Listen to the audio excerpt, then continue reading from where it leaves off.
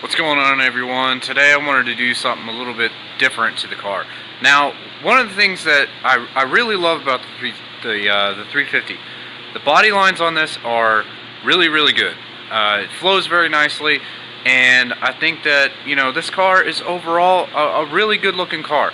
There's only one thing that I noticed on this car that I really don't like, and I'm going to show you guys because this is something that needs to change. If you're like me, the body lines on the 350 are really good. I like how the rear fenders flow, the front fenders flow. The whole car is very round, it flows very nice. And there's certain aspects of this car that really should be changed. One being the antenna. Now, this is a very stubby Nismo antenna as compared to this one, which is the factory one, which sticks up like 13 inches as compared to like 4 or 5. But the real reason why I am changing something is this guy right here, the rear wiper. I've owned this car for about a month and a half now.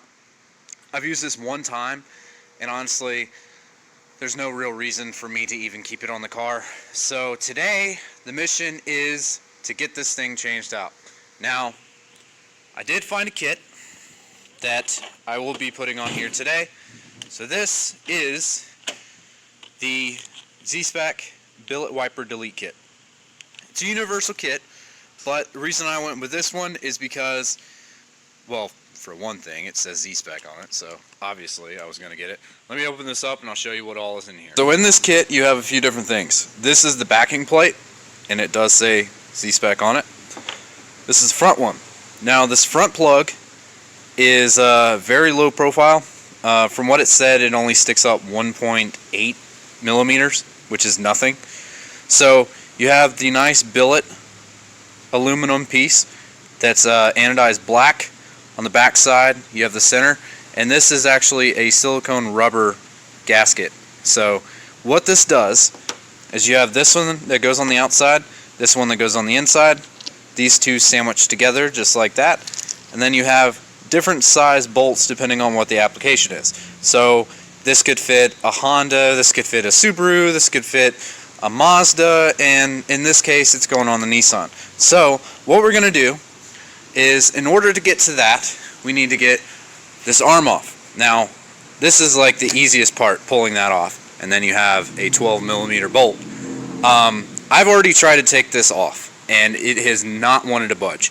So what I'm actually going to do today is I'm going to take this nut off, and I'm also going to, I went ahead and pulled that cover off. I'm going to pull the bolts out of the actual wiper motor itself so that I will have a way to get that arm loose.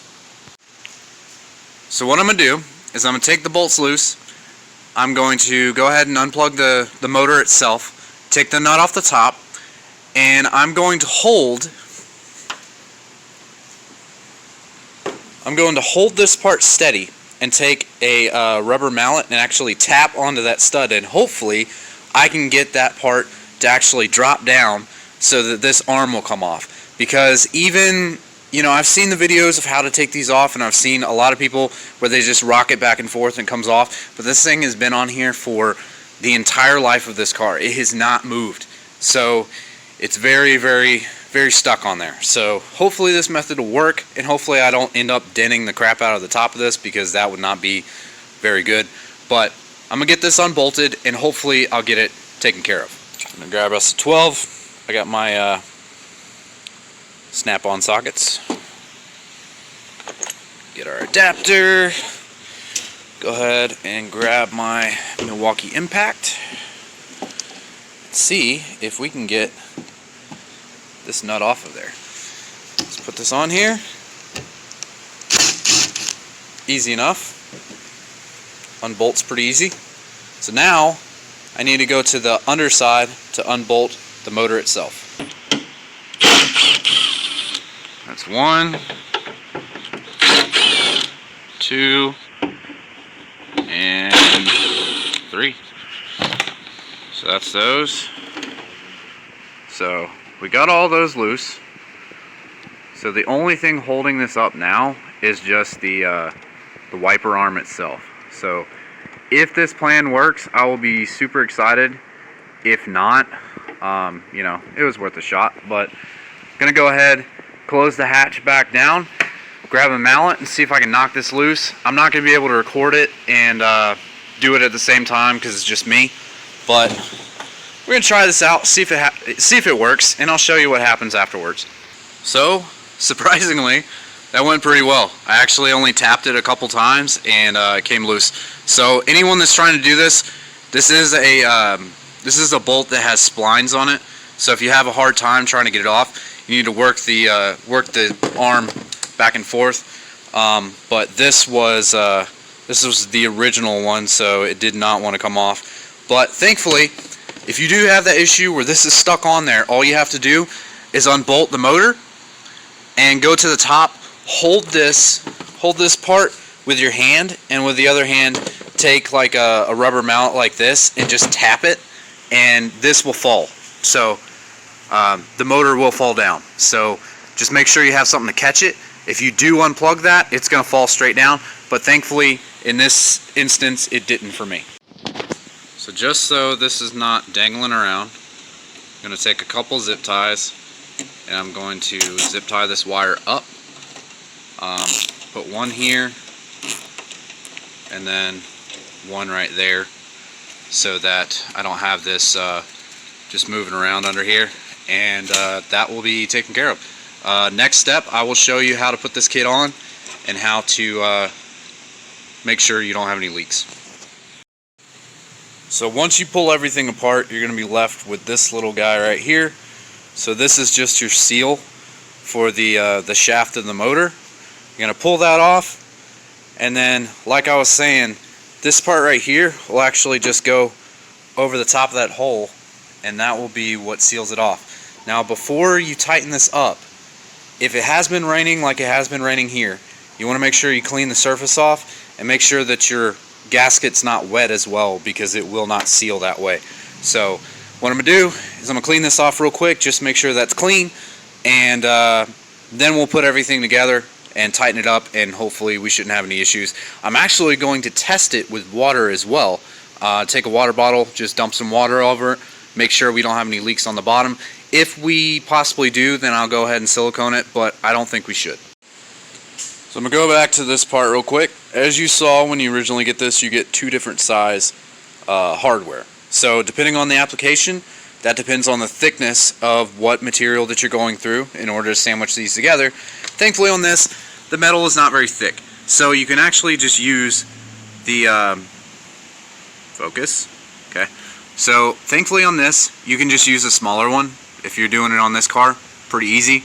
So what you do is you line up this back sandwich plate with the front one and make sure that that's on there relatively straight.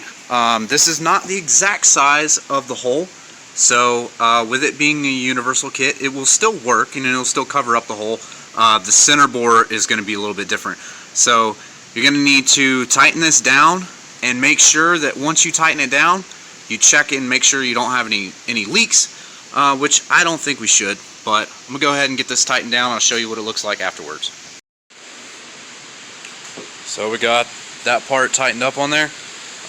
If you do notice that there's a little bit of a dent right here, this is actually from the first time that I tried to pull this off and it didn't move, but that did not happen when I was trying to hammer that down to get the motor to drop. But this is the end result that you get.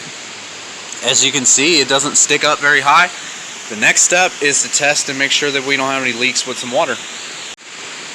So got a bottle of water with a hole in it. I'm going to pour that on there. Now it's going to leak down the side, but if all is well, we open this up,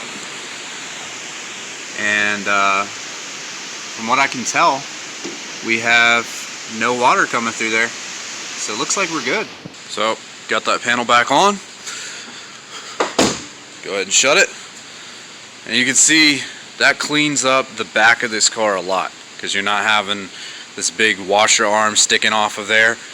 And like you walk back and you can tell, hey, it's way different and it looks so much cleaner. I wish that I would have gotten the one that was silver, because the one that was silver would actually blend in.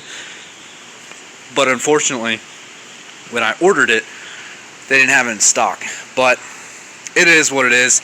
Very, very simple, very easy to do, and you know, this is not an expensive thing to do. This kit's actually like $26, and you have everything that you need, and it's pretty easy to install. So if you're looking to do this, you know, just kind of follow the same thing that I did. If your wiper arm actually comes off a lot easier than mine did, then you might be in luck. But my car is proving to be pretty tough as far as doing certain things, but this one actually worked out pretty well. So hopefully we won't have any more issues, and I will give you guys an update at some point. I'll keep an eye on it, see if we have any leaks, but as far as right now, no leaks. I think one other thing that I didn't actually show you guys, I showed it on Instagram, but that's the new shift knob. 6th gear is completely different.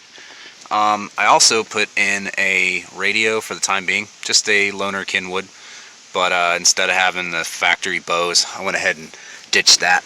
But cleaned the interior a little bit, looks better than it did. Again, I will be doing seat covers. I'll actually be redoing the entire seat, so it'll have a full new leather kit and everything, and be doing away with the factory one. But for the most part, this car's turning out pretty clean. I'm enjoying it. I actually put on a 5.3 decal, so if you guys know who that is, drop it in the comments, because the cause is definitely worth it. But from what I can tell right now, this just cleans up the entire back of this car, and I couldn't be happier about that. It's starting to look really, really good. So windows are tinted, dark as hell, 15 on the sides, 5 on the back. Starting to look like the car that I envisioned. And headlights are resurfaced. I went ahead and did that as well. So buffed and polished, threw some wax on it, looks way better. Need to do something about the hood, or the bumper, because the paint's trash. So other than that, probably gonna buff out the entire paint once I have a clear day where it's not raining like crazy, which it's been doing that for about a week straight here. But for the most part, I'm very happy with how this car's going. So next video you see will be good. I'll catch you guys later.